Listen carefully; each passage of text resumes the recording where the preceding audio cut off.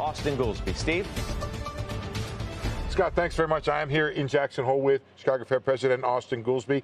Austan, you've been among the more, optimistic, outspoken folks about the possibility of a soft landing. Do you still feel that way? I still feel like there's a path. I keep calling it the golden path, that we could get inflation down without having a big recession.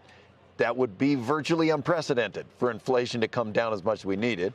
But we've thus far, it's been going okay. We still need more information coming in, but nothing's happened in the last 2 months that make me think that the golden path is impossible. I want to get more broadly to Chair Powell's speech, but he did say, and he reiterated from a comment he made last year, that bringing inflation down is going to require a period of below potential growth.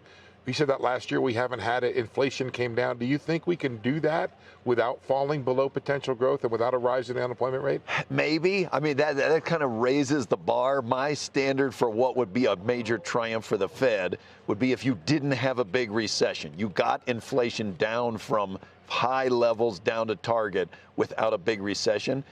There's a second thing. Maybe if you got beneficial supply shocks, you could even do it without an interruption of growth. Maybe, but I do feel like that's a higher threshold. That's a higher bar. Tell us about your base case. Are you done hiking?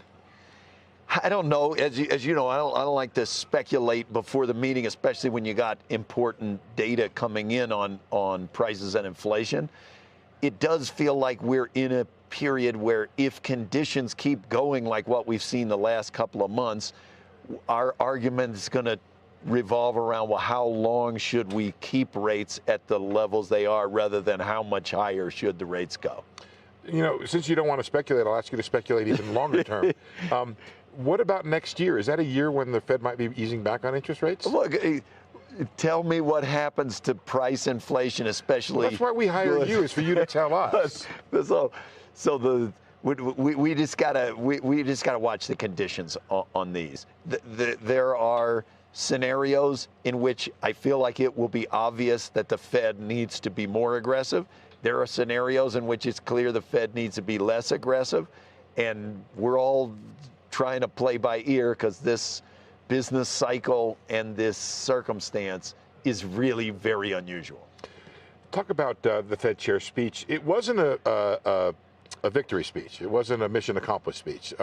Even though inflation has come down from 8% to, say, 3%, or 9% to 3%, depends on how you want to measure it.